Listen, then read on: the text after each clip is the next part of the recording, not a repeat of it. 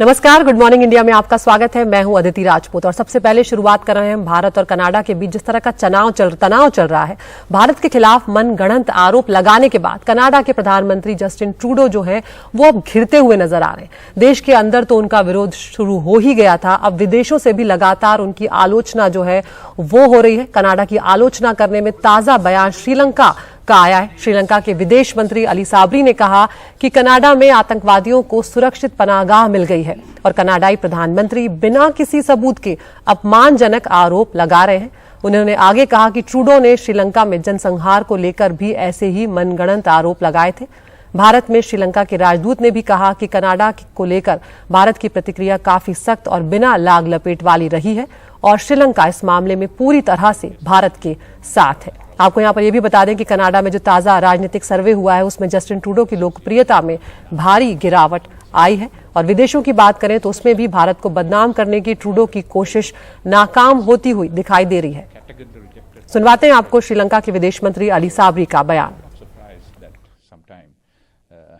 Prime Minister Trudeau comes out with outrageous and substantial. Yeah, we have always suffered, and some of the terrorists have found safe haven in Canada. Canadian Prime Minister has this way of just coming out with some outrageous allegations without any supporting proof. The same thing they did for Sri Lanka. A terrible, total lie about saying that Sri Lanka had a genocide. Everybody knows there was no genocide in our country. And I saw yesterday he had gone and given a rousing welcome to somebody who have associated with the Nazis in the past on the Second World War. So this is questionable, and we have dealt it in the past. We have categorically rejected those outrageous allegations. So I am not surprised that sometime Prime Minister Trudeau comes out with outrageous, unsubstantiated allegations. और हमारे साथ हमारे foreign affairs editor Umashankar Singh जुड़ गए हैं। उमा, यहाँ पर Justin Trudeau के लिए लगता है पॉलिटिकल माइलेज लेते लेते पासा उल्टा पड़ता हुआ नजर आ रहा है, क्योंकि श्रीलंका का ये जो बयान है ये काफी तल्ख है। जी बिल्कुल, देखिए भारत के समर्थन में कई देशों के बयान आए। इसमें श्रीलंका के विदेश मंत्री या फिर भारत में जो श्रीलंका के जो हाई कमिश्नर हैं उनकी तरफ से जो दो टूक बयान आया है वो सीधे तौर पे ट्रूडो को सवालों के घेरे में खड़ा करता है। देखिए, सिर्फ बात जो है वो श्रीलंका की तरफ से सवाल उठाने का नहीं है। जो कनाडा में जो सीनेट के जो लीडर हैं डॉन प्लेट, उन्होंने भी एक सवाल उठाया है और वहां पे जो NSICOP का जो गठन हुआ है उसमें अपोजिशन के लीडर्स को नहीं रखा गया है और इस पर सवाल उठाते हुए उन्होंने ये कहा है डॉन प्लेट ने कि ये ट्रूडो का जो है वो एक तरफा रवैया है, क्योंकि ये जो कमेटी है वो खुफिया मामलों को देखती है और अंतर्राष्ट्रीय संबंधों से जुड़े मामलों को देखती है, जिसमें अपोजिशन के लीडर्स को नहीं रखा गया। उन पर यह एलिगेशन लगाया गया है ट्रूडो पर कि उन्होंने सिर्फ अपनी लिबरल पार्टी और अपने सहयोगियों को उसमें शामिल किया है। तो बड़ा सवाल ट्रूडो पर उठ रहा है। वहां की संसद में वहां के विपक्षी जो नेता हैं वो भी सवाल उठा चुके हैं कि सबूत कहां है। यही बात जो है श्रीलंका की तरफ से कहा जा रहा है। तो जो एक शुरुआती दौर में लगा था कि जो कनाडा है उसने इस तरह का जो एलिगेशन लगाया है खुद उनके पीएम की तरफ से, उसको लेकर वो उसको काफी समर्थन मिलेगा। लेकिन जहां तक अमेरिका की बात है, अमेरिका भी भारत के साथ जो भारत का साथ देता नजर आ रहा है। हालांकि वो कहता है कि मामला गंभीर है, चिंता की बात है और भारत को इसमें सहयोग करना चाहिए, लेकिन कोई भी ऐसा दो टूक बयान भारत के खिलाफ नहीं दिया है। तो कनाडा के पीएम जिन्होंने अपनी राजनीतिक वजहों से ऐसा आरोप लगाया, संसद में खड़ा होकर ऐसा माना जा रहा है, तो वो अब जो है घर के अलावा बाहर के देशों की तरफ से भी घिरते नजर आ रहे हैं और इसी सिलसिले में श्रीलंका के विदेश मंत्री के इस बयान को देखा जाना चाहिए। अदिति। बिल्कुल उमाशंकर, यहाँ पर भारत के लिए चिंता ये भी है कि कनाडा में भारतीय मूल के बहुत सारे लोग रहते हैं, बहुत बड़ी तादाद वहां पर है, उनकी सुरक्षा भी यहाँ पर चिंता है। ऐसे में कूटनीतिक तरीके से भारत किस तरह से यहाँ पर कदम आगे बढ़ा रहा है? जी देखिए, भारत ने अपनी तरफ से बार बार यही साफ किया जब ये मामला तूल पकड़ा उसके पहले कि जो भी भारत की नजर में जो टेररिस्ट हैं जो वहां पे पनाह लिए हुए हैं उनके साथ कानूनी तरीके से पेश आया जाए, उन पे कार्रवाई हो। कई ऐसे मामले हैं जिसमें भारत ने एक्स्ट्रेडिशन की भी मांग की। तो ये जो है जब तक कनाडा की तरफ से इन सब मांगों पे ध्यान नहीं दिया जाता, भारत की तरफ से जो है किसी तरह की अपनी तरफ से पहल की तो उम्मीद नहीं है। हालांकि हाँ, अमेरिका की तरफ से जानकारी आई थी कि वो मध्यस्थता करने की कोशिश कर रहा है ताकि दोनों देशों के संबंध जो बिगड़े हैं उसमें एक जो उसमें थोड़ा सा सुधार हो। लेकिन वो किस तरह की कोशिश है, किस स्तर पे कोशिश की जा रही है, इस बात की जानकारी अभी तक अमेरिका की तरफ से नहीं दी गई है, ना ही सामने आई है।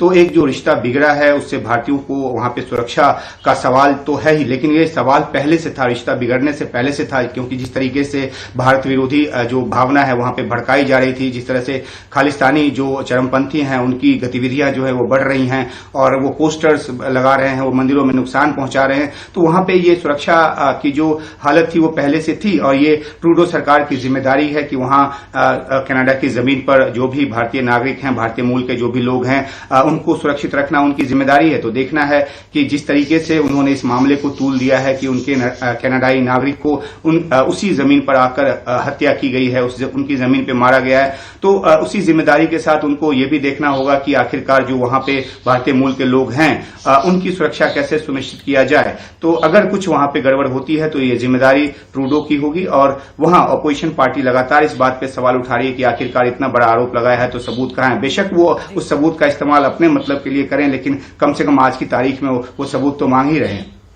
बहुत बहुत शुक्रिया उमा विस्तार से इस पूरे मामले को समझाने के लिए। तो यहाँ पर खुद कनाडा के जो प्रधानमंत्री हैं जस्टिन ट्रूडो वो घिरते हुए नजर आ रहे हैं। आगे बढ़ रहे हैं, एक बड़ी खबर आ रही है यहाँ पर। इंटरपोल ने प्रतिबंधित आतंकी संगठन बब्बर खालसा इंटरनेशनल के आतंकी करणवीर सिंह के खिलाफ रेड कॉर्नर नोटिस जारी किया है। माना जा रहा है कि करणवीर इस वक्त पाकिस्तान में छुपा हुआ है। इंटरपोल की वेबसाइट के मुताबिक 38 साल का करणवीर पंजाब के कपूरथला का रहने वाला है। करणवीर पर आपराधिक साजिश रचने, हत्या करने, आतंकी गतिविधियों के लिए पैसे जुटाने और आर्म्स एक्ट सहित कई मामलों में केस दर्ज हैं।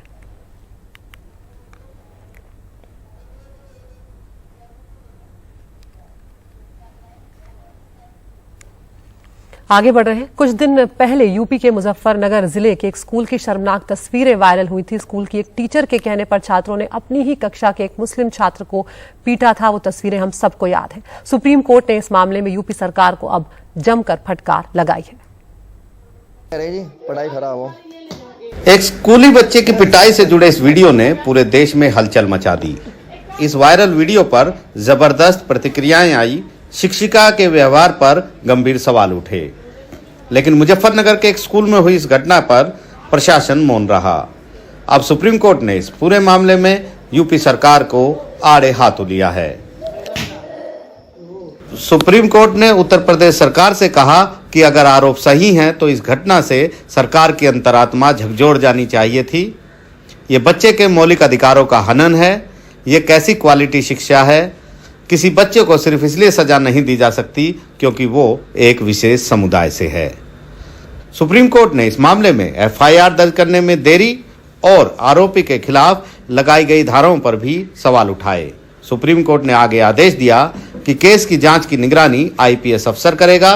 बच्चे की काउंसलिंग और शिक्षा का इंतजाम किया जाए। यूपी सरकार 3 हफ्ते में अनुपालन रिपोर्ट दाखिल करे। उधर उत्तर प्रदेश सरकार ने जवाब में दलील दी कि इस मामले को बेवजह सांप्रदायिक रंग दिया गया है, जबकि ऐसी कोई बात नहीं थी। सुप्रीम कोर्ट ने अपने इस कदम से ये साफ करने की कोशिश की है कि ये संवेदनशील मामले हैं और इन मामलों में ढिलाई नहीं बरती जा सकती। और साथ ही साथ यूपी नहीं बल्कि तमाम राज्यों की सरकारों को बताया है कि ऐसे मामलों को रोके जाने की सख्त जरूरत है। नई दिल्ली से आशीष भार्गव, एनडीटीवी इंडिया।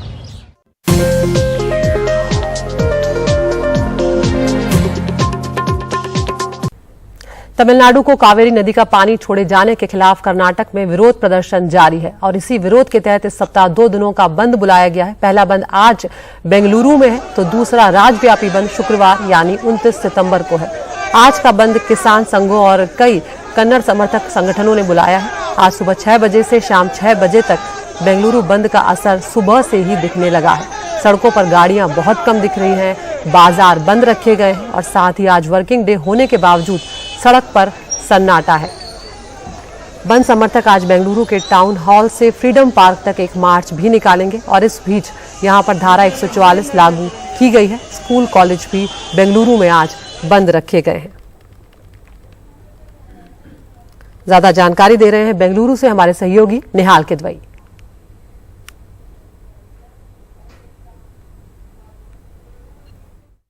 बेंगलुरु बंद का असर साफ तौर पर सुबह में यहां बेंगलुरु की सड़कों पे दिख रहा है। स्कूल कॉलेजेस एहतियात के तौर पर बंद कर दिए गए हैं। धारा 144 लगा दी गई है। किसी भी तरह के धरना प्रदर्शन पर रोक लगा दी गई है। पुलिस कमिश्नर का कहना है जिन्हें धरना प्रदर्शन करना है वो सिर्फ फ्रीडम पार्क में कर सकते हैं। आप देखिए सरकारी बसेस चल रही हैं और साथ साथ प्राइवेट बसेस भी चल रही हैं, लेकिन वाहनों की आवाजाही काफी कम है इस वक्त। चूंकि यहाँ पर कई सारे दफ्तर हैं, विधानसभा आपको दिखाया मैंने, कैमरा पर्सन बाई तरफ जब कैमरा को पैन करेंगे तो कर्नाटका हाई कोर्ट है, थोड़ी दूरी पे आरबीआई, डीजीपी ऑफिस, साथ साथ सेक्रेटेरिएट और कई सारे अहम दफ्तर हैं, इसलिए यहाँ पर बहुत ज्यादा आवाजाही होती है। लेकिन जैसा कि अभी आप देख सकते हैं वाहनों की आवाजाही बहुत ही कम है सड़क की दोनों ही तरफ।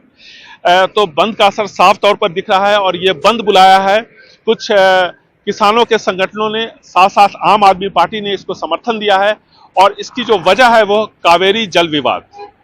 कर्नाटका का कहना है कि इस साल 25 से 35% बारिश कावेरी के कैचमेंट एरिया में कम हुई है, बांधों में पानी की कमी है, ऐसे में पानी देना तमिलनाडु को काफी मुश्किल है। लेकिन कावेरी वाटर मैनेजमेंट बोर्ड ने निर्देश दिया कि 5000 क्यूसेक पानी हर रोज तमिलनाडु को कर्नाटका दे और कर्नाटका कोर्ट के आदेश के मुताबिक 5000 क्यूसेक पानी हर रोज तमिलनाडु को दे रहा है। और सुप्रीम कोर्ट की तरफ से भी कहा गया कि कर्नाटका वाटर मैनेजमेंट बोर्ड का जो निर्देश है उसको कर्नाटका सरकार पालन करे। लेकिन तमिलनाडु की मांग है 12,500 क्यूसेक पानी हर रोज, जो कि तमिलनाडु का कहना है देना संभव नहीं है। यहाँ के जो किसान हैं वो नाराज इसलिए हैं क्योंकि उनका कहना है कि यहाँ पर 200 के आसपास ऐसे ताल्लुक हैं जहाँ सूखे के आसार हैं, कई जगहों पर सूखा घोषित हो चुका है और अगर पानी दिया जाता है तो ऐसी सूरत में उनके लिए बहुत बड़ी चुनौती खड़ी हो जाएगी।